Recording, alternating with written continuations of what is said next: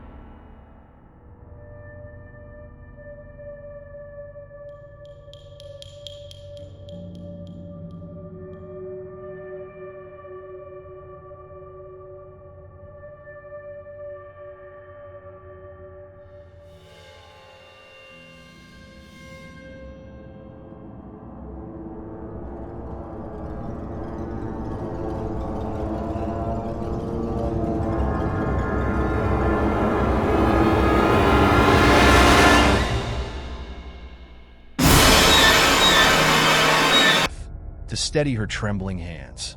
It must have been my imagination, she told herself. An old house settling, shadows playing tricks. But deep down, she knew better. She sat in the living room, every muscle tense, listening for any sound, any sign of movement. But the house remained still. Hours passed. Just as she began to relax, the whispers returned. Only this time, they were closer. Claire's breath hitched as the sound slithered through the room. It wasn't coming from upstairs anymore. It was coming from behind her. She turned slowly, dread crawling through her veins like ice.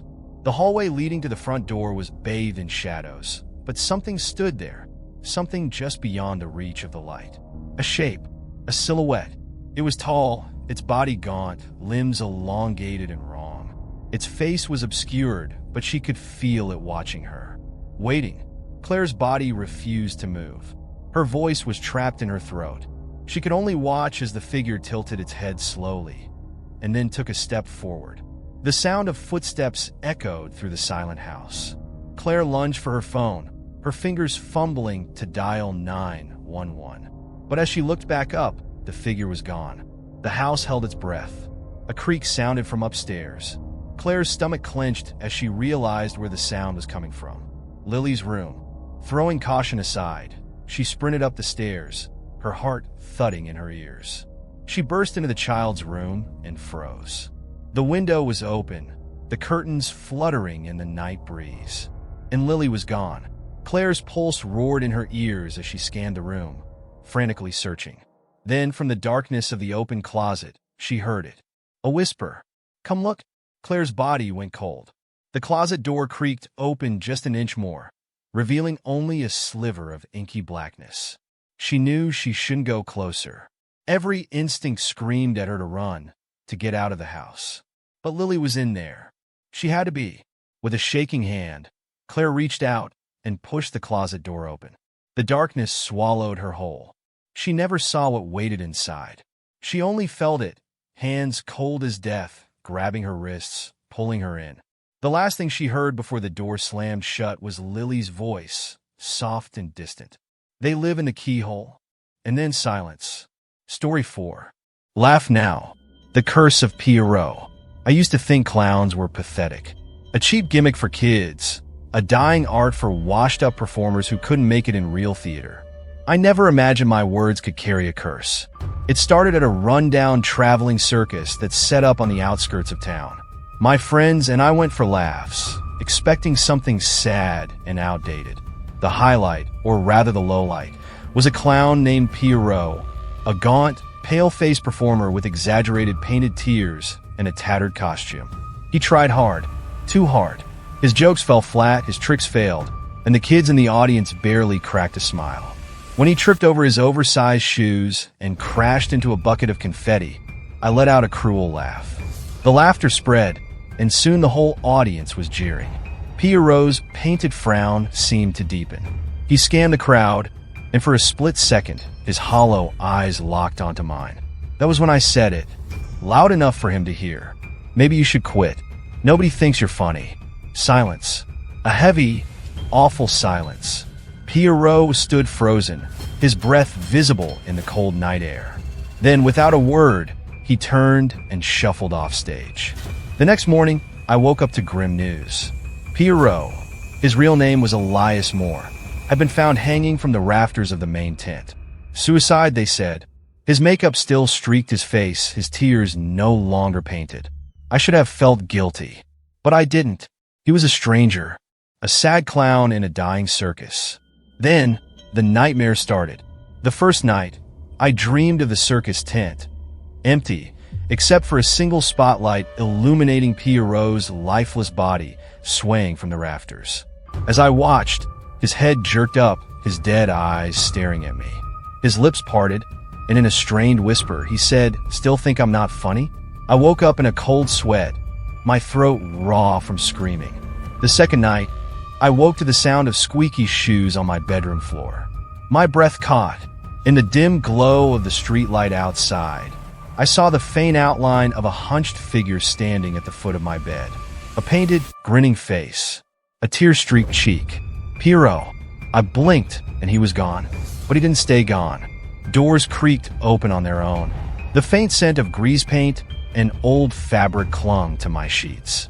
My TV turned on by itself, flickering static before the screen filled with footage of Pierrot's last performance, his hollow eyes staring straight into mine. One night, my mirror fogged over with no explanation. When I wiped it clean, words had been scrawled. I tried to tell myself it was stress, paranoia, but deep down, I knew the truth. I was being haunted. Pierrot had followed me beyond the grave, and he wanted me to suffer. The worst was the night I truly saw him. I woke up to a whisper, not outside my door, not across the room, right next to my ear. "Why aren't you laughing?" My body went rigid. I could feel breath on my neck. A slow, sickening creak came from the darkness beside my bed. I turned my head, dreading what I already knew I would see. Pierrot was there, inches from my face. His skin was no longer just painted white. It was gray, rotting, stretched too tight over his skull. His lips curled into a broken smile, and his hollow, black eyes held nothing but malice. That was the moment I screamed. That was the moment he lunged. I don't remember what happened next. I woke up hours later, curled in the corner of my room, my fingernails torn and bloody from clawing at the walls. My body ached, as if something had held me down. I moved out of my apartment the next day. It didn't help. Pierrot wasn't tied to a place. He was tied to me. I don't sleep much anymore. Every time I close my eyes, I hear the faint squeak of his shoes, the shuffle of his oversized feet. And sometimes, Just before dawn, I hear the quietest of whispers, curling through the darkness like smoke. Still think I'm not funny? I tried seeking help. Priests, psychics, paranormal investigators. No one could break the curse. The more I tried to escape, the worse it became. Shadows twisted into his shape, reflections distorted to reveal his grinning face. My phone started ringing at odd hours, the static on the other end broken only by a faint, raspy giggle. Then came the laughter. It started in the distance, an echoing chuckle in empty hallways, an unnatural, high-pitched cackle from the shadows. Soon, it followed me everywhere. In my car, in the grocery store, even in broad daylight, surrounded by people. No one else heard it. Just me. One night, I woke up to find my walls covered in smeared clown makeup. My own hands were stained with red and white paint, my fingernails caked with grease paint. I had no memory of doing it. I was losing myself. I tried staying awake, drowning myself in caffeine and energy drinks, but exhaustion always won. And when it did, Pierrot was waiting. I know there's only one way this ends. He won't stop. He won't leave. I laughed at his misery. Now he's making sure I never stop laughing. I write this as a warning. If you ever go to a rundown circus, if you ever see a pale, sad-faced clown with painted tears and hollow eyes, don't mock him. Don't laugh at his pain, because if you do, he'll come for you next. And this time, he'll make sure you're laughing too. Forever. Tonight, we take you deep into the woods, where an old family cabin stands alone, surrounded by an eerie silence broken only by the howling wind. A storm looms overhead, casting jagged streaks of lightning across the sky, illuminating the dense trees that seem to whisper in the dark. Inside the cabin, a family of four sits down for dinner. Lisa, the sharp and observant teenager; James, her playful younger brother; their overprotective mother, Margaret; and their pragmatic father, David. The scent of homemade stew fills the air as Margaret places a steaming pot on the table, but Lisa hesitates. Something feels off. She whispers to James, questioning whether their mother double-checked the ingredients. He shrugs it off, eager to eat, unaware that this meal will soon unravel into a nightmare. As the family begins to eat, James suddenly freezes, his face contorting in pain. A breathless whisper escapes his lips, his throat is closing. Panic spreads through the room as he gasps for air, his skin blotchy and pale. Margaret frantically searches for the EpiPen, swearing she had packed it, but it's gone. Lisa overturns James's backpack, fear clawing at her chest. Nothing. James's breath grows weaker, his lips darkening, when suddenly Lisa's gaze lands on the fireplace mantel. There, resting neatly as if placed with intention, sits the missing EpiPen. Her blood runs cold. Who or what moved it? Margaret snatches it and injects James just in time, his breath shuddering back to life. But the cabin is no longer just their refuge, it feels invaded, watched. A loud knock echoes through the wooden walls, making their hearts jolt. Silence follows, thick and unnerving. Then a whisper slides through the air, chilling them to the bone. Not tonight. But soon. The atmosphere grows heavier, the temperature seeming to drop. David cautiously steps onto the porch, scanning the darkness. The wind has stopped. The trees stand still. Nothing moves, but something is there. Watching. He locks the door upon re-entering, but the unease does not lift. Lisa, lying in bed later that night, listens to the rhythmic ticking of the old clock, each second stretching in the suffocating silence. A sound, a faint, scratching noise emanates from the closet. Her pulse spikes. She nudges James, but he is deep in sleep. The scratching intensifies. Lisa hesitates before slipping out of bed, her breath shallow, each floorboard groaning under her careful steps. She grips the closet handle, heart hammering, and yanks it open. Nothing. Just coats and shoes swaying slightly. Yet as she turns away, a whisper brushes against her ear, chilling her soul. I never left. Lisa stumbles back, diving under the covers, squeezing her eyes shut against the darkness pressing in around her. The clock continues to tick. The shadows continue to stretch. And outside, something or someone waits. Watching. Waiting. And it will return.